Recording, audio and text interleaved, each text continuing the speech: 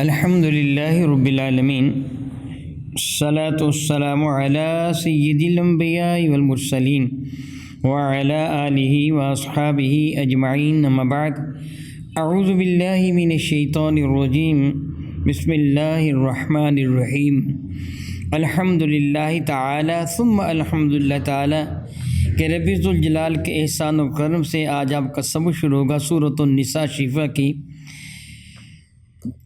144 number آیت شفا سے آگے۔ تو ملاحظہ کیجئے گا، اعوذ باللہ من الشیطان الرجیم، بسم اللہ الرحمن الرحیم، ان المنافقین فی الدرک الاسفل من النار ولن تجد لهم نصیرا۔ ان المنافقین، بے شک وہ لوگ جو منافق ہیں، فی الدرک الاسفل من النار، وہ جہنم کے ذلیل ترین طبقہ میں، نیچے طبقہ میں ہوں گے۔ وَلَن تَجِدَ لَهُمْ نَصِيرًا، اور تو ہرگز ان کا کوئی بھی مددگار و معاون نہیں پائے گا۔ رب ذوالجلال نے اس جگہ منافقین کا تذکرہ فرمایا کہ وہ جو منافق ہیں، یعنی بظاہر ایمان لانے والے ہیں، دیکھنے میں وہ روح معلوم ہوتا ہے جس طرح وہ ایمان والے ہیں۔ سورہ منافقون میں ان کی کافی صفات کا ذکر کیا گیا ہے۔ دیکھنے میں وہ پکے ایمان والے محسوس ہوتے ہیں، ایمان والوں کے ساتھ کھڑے ہوتے ہیں، نمازیں پڑھتے ہیں، روزے رکھتے ہیں، وہ سارے افعال کرتے ہیں جو ایک ایمان والا اپناتا ہے، مگر اندر سے وہ کافر ہوتے ہیں، کیونکہ ایمان والوں کو وہ دھوکہ دیتے ہیں۔ تو پروردگار عالم جل اللہ نے ان کی سزا کو بہت زیادہ کر دیا۔ فرماتے ہیں ان المنافقین فی الدرک الاسفل، درک اور درکا یہ دونوں ہی صیغے ہیں، درک بھی پڑھا جاتا ہے، درکا بھی۔ بلندی کی جانب جب کسی چیز کو عروج کی جانب لے جایا جائے تو اس کے لیے لفظ درجات استعمال کیا جاتا ہے۔ بلندی درجات، یعنی ایک درجہ، دوسرا درجہ، تیسرا درجہ، بلندی کی جانب۔ جب پسی کے لیے آئے تو درک یا درکا کا لفظ استعمال کیا جاتا ہے، یعنی وہ پسی کی جانب ہے۔ اسفل من النار، اسفل ذلیل پسترین طبقہ آگ کا۔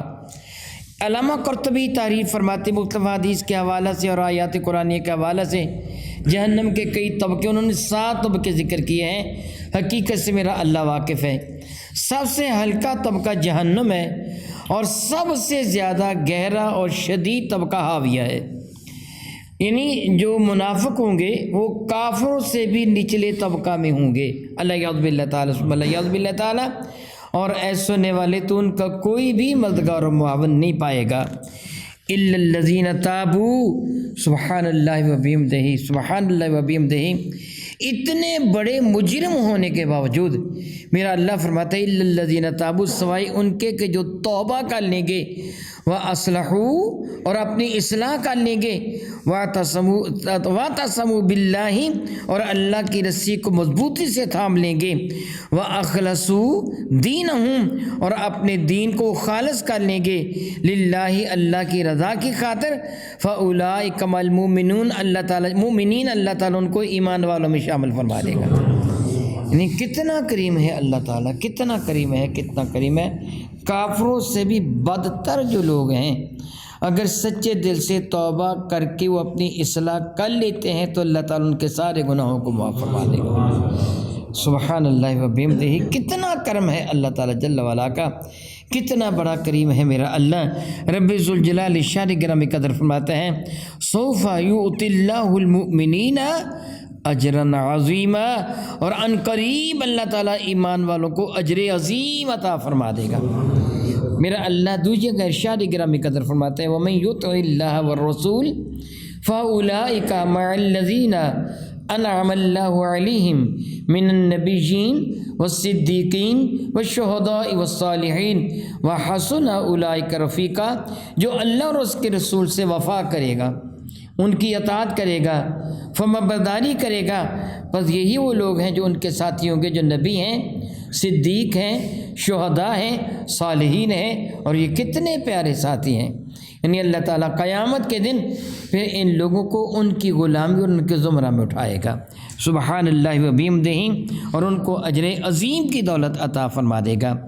فرماتا ہے ما یفعل اللہ بعذابکم، سبحان اللہ سبحان اللہ سبحان اللہ سبحان اللہ۔ اتنی بڑی خوشخبری سنانے کے بعد کہ میں منافقوں کو بھی سزا نہیں دوں گا، ان کو بھی معاف فرما دوں گا، بدترین کافر کو بھی معاف فرما دوں گا، اب اللہ تعالیٰ جل وعلا اپنی شان کریمہ کے اظہار یوں فرماتا ہے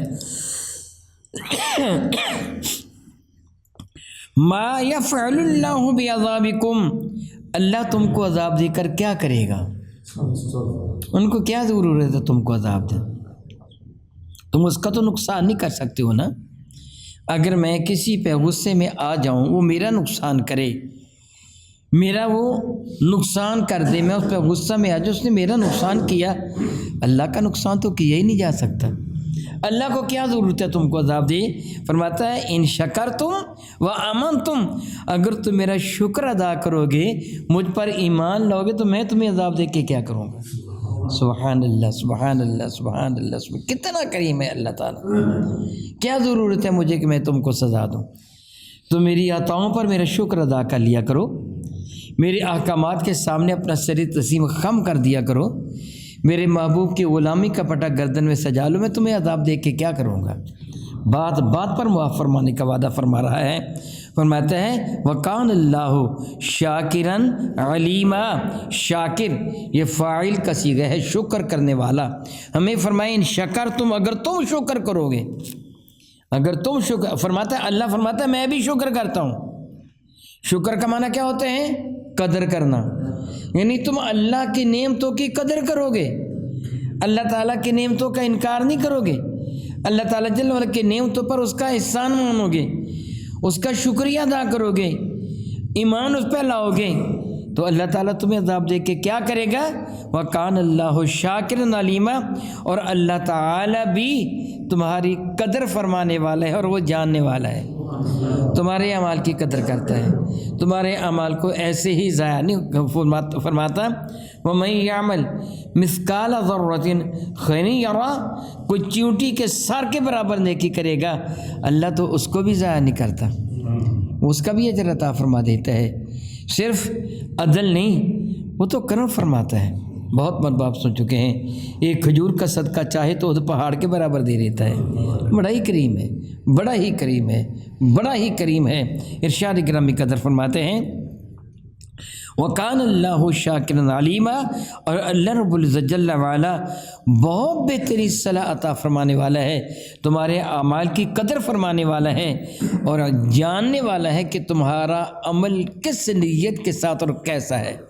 پھر جیسا ہی عمل ہوتا ہے اتنا ہی اعلیٰ وہ درجہ عطا فرما دیتا ہے۔ او کما قال اللہ تبارک و تعالی واللہ تعالی اعلم باسرار کتاب۔